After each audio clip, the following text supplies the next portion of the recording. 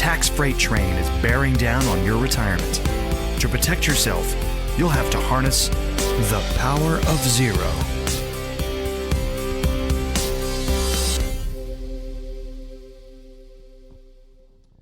Hello there, David McKnight. Welcome to the Power of Zero show. Thank you for taking just a few moments out of your day to spend some time with me. I am the best-selling author of The Power of Zero, Look Before You Lerp, and now The Volatility Shield, all of which are available at my website, powerofzero.com, or at davidmcknight.com. If you want the bulk discounts, go to powerzero.com and it'll lead you right to the link where you can get bulk discounts. As a reminder, if you want to get this podcast sent to your email inbox on any of your favorite channels, YouTube, Spotify, Pandora, iTunes, what have you, please simply subscribe, and it'll come to you every week on Wednesday. Today, we're going to talk about this question that I get posed quite a bit, actually, and it's this. Can I have too much money to get to the 0% tax bracket? In other words, can I have so much money that it doesn't make sense to get to the 0% tax bracket? And my answer is probably no. And here's why. More often than not, it's the people that have $3 million or more that ask me this question. And the thing that I think that they are afraid of is, in the process of getting to the 0% tax bracket, will they pay so much tax that it doesn't make sense to go through all of the work, the heavy lifting, the high tax rates in order to get to the 0% tax bracket?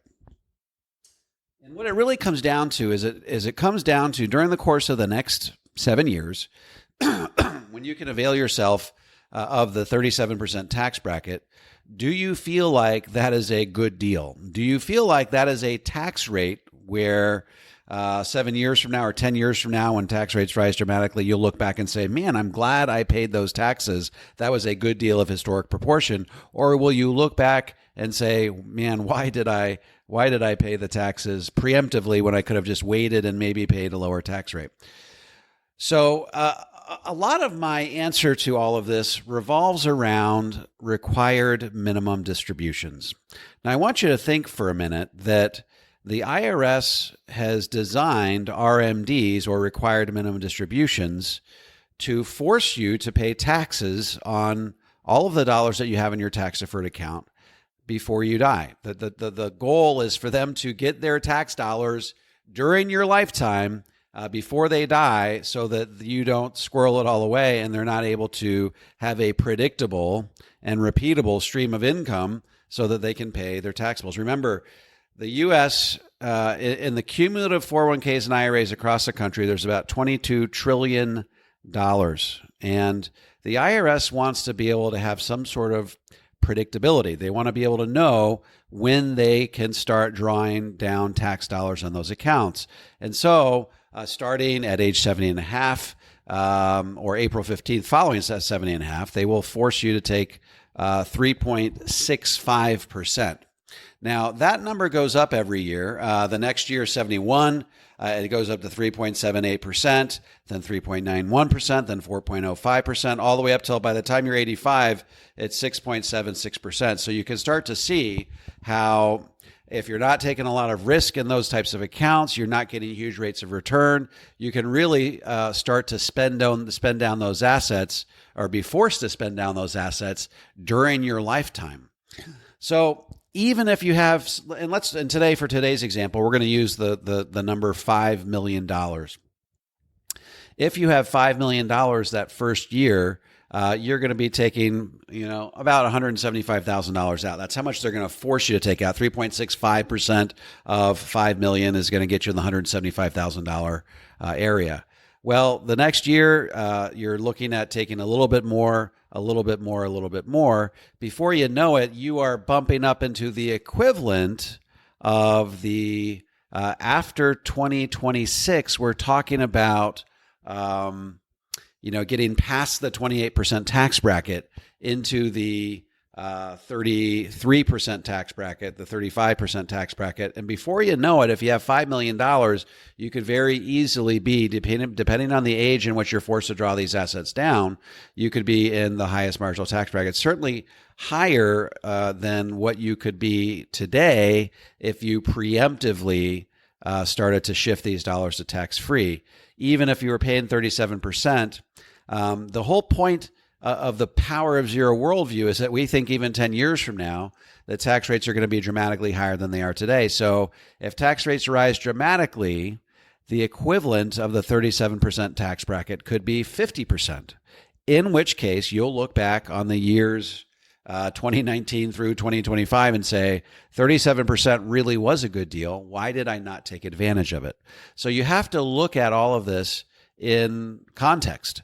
You have to consider what tax rates are going to be now versus where they could potentially be somewhere down the road. Now, there's one other thing I want to bring to your attention, and that's this. Couples don't always die at exactly the same time. So if a spouse outlives the other spouse by, say, 5 years, there's going to be a 5-year period where that spouse's tax bracket could potentially be chopped in half, which means that tax brackets, not as much on the top end, but certainly on the lower to mid portion of the tax brackets, your tax bracket basically gets chopped in half. So you could be spending a lot more money on those RMDs than you ever thought possible because taxes basically double. It may not affect you as much on the margin because they start to equalize the higher you get, but certainly in some of those lower tax brackets, your effective tax rate could rise dramatically. So that's part of it. Okay, I'm not going to make as much of a big deal about that as I am the next thing. The next thing is I want to talk about, I'm going to do a whole different podcast on what I'm going to talk about next. And that is the legislation that's currently in the House. There's similar legislation in the Senate, but my understanding is they're very, very similar. There's only a couple of different things. For example, in the House, they want to push RMDs back to 72. In the Senate, they want to push RMDs back to 75. But here's the clincher. While that seems like a great thing on the surface, here's what you have to consider. They also want to eliminate the ability for your children to stretch your IRA out over their lifetimes. Currently, if you are a beneficiary of an inherited IRA, you're not a spouse, but you're a non-spouse beneficiary, you have the ability to stretch those RMDs out over your lifetime, which is great because you don't have to take that much money out. You may not necessarily feel like you need the money, and they're not forcing you to take a lot out. So what little bit they are forcing you to take out gets taxed at your highest marginal tax bracket, which may not be a big deal, especially if it's $10,000 a year or $20,000 a year. It may not bump you up into a high prohibitive tax bracket. However, if they get what they want, and it seems like both sides are of one accord on this issue, and that's that they want to eliminate those stretch IRA options, and they're going to force you to pay tax on those dollars over a 10-year period. In other words, you're going to amortize those dollars out over 10 years, force you to spend that, if it's $5 million that you have in your IRA, force you to spend that $5 million IRA down to zero over the course of 10 years. Well, what's that going to do to your beneficiaries? Your beneficiaries, even if they're in a low tax bracket today, could you imagine if they were forced to receive $300,000 or $500,000 per year over 10 years or more, and forced to be pay taxes on those assets on top of what they're already paying? They will likely pay tax at the highest marginal tax bracket, which will, if you're planning on dying after 2025, is going to be at least 39.6. In which case, you have made the good move by shifting those assets from tax deferred to tax free and paying only 37%. So that's, in the big scheme of things, I think that's a really big deal. Most experts seem to believe that this is coming down. And this tells you that the U.S. government is really hurting for tax revenue. They're willing to, instead of taking revenue off of your IRA assets over your heirs' lifetime. They're going to force them to pay taxes on it over 10 years. So if you have $5 million in your IRA and you're thinking, I'll be good, my kids will just inherit this money, they'll spend it down over their lifetime, that may not necessarily be the case. If they're forced to spend it down over 10 years, they are going to have to realize a lot of taxable income each and every year and it'll probably be at a period in their lives when they're at the apex of their earning years. So it's going to be at a high marginal tax bracket. It's going to be a period in their lives when tax rates are likely to be dramatically higher than they are today, in which case it's going to be a total disaster. You've scrimped and saved all this money all your life. You maybe didn't want to spend it all in retirement, and you thought, hey, I'm gonna send this to the next generation. Well, they're not going to be able to keep that much of it. In fact, there's a good chance that they'll only be able to keep about half of it. So ask yourself, does it make sense to, if you have large amounts of money in your IRAs, does it make sense to pay taxes today versus postponing the payment of those taxes till somewhere down the road, being forced to take RMDs, or having your spouse be forced to pay taxes at double, have sort of a compromised tax bracket? Or does it make sense to force your kids to pay taxes on it over the course of a 10-year period? So, and for that reason, I think that it makes sense. I'm not saying every single case, but I think it makes sense to strongly consider preemptively paying some tax on those dollars if you have lots of money in your IRA and you think that this is not necessarily a good fit for you. I think it makes sense to look at what the alternatives are.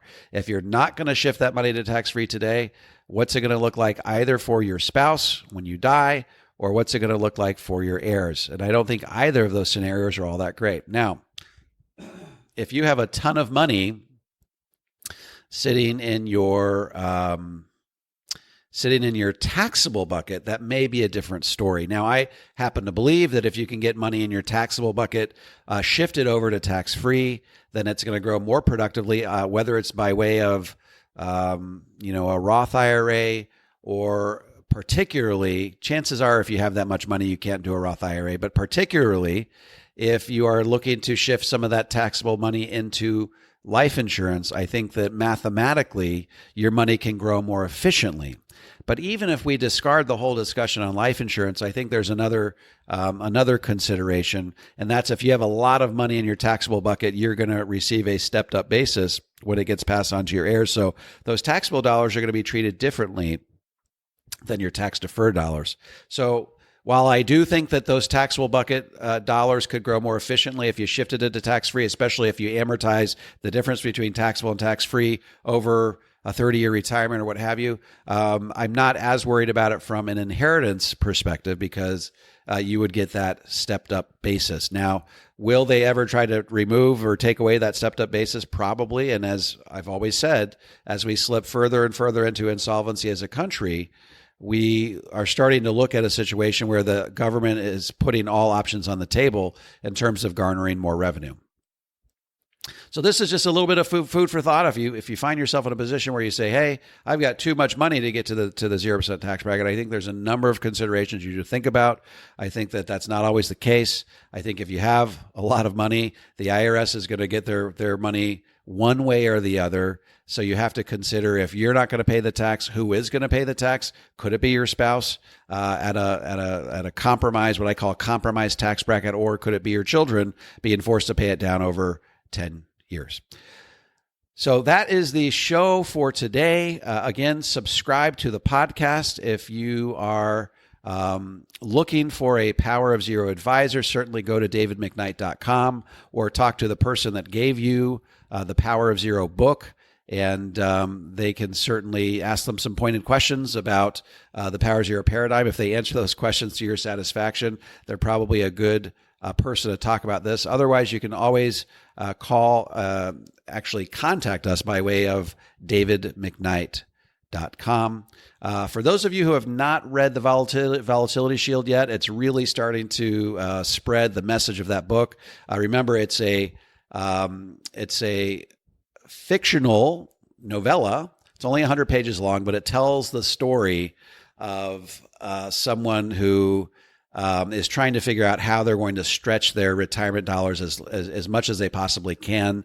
But when constrained by the 4% rule, they start to lose hope. There's a crime involved. There's a lot of suspense. There is a cool M. Night Shyamalan twist ending at the end. So if you have not had the chance to read The Volatility Shield, take a look at the reviews on Amazon. The reviews are coming back just really, really well. You can get it, just buy a single copy on Amazon. If you want to buy bulk, go to powerofzero.com. Again, thank you for sharing some of your day with me, and we will look forward to chatting with you next week. Thanks for being part of the Power of Zero show.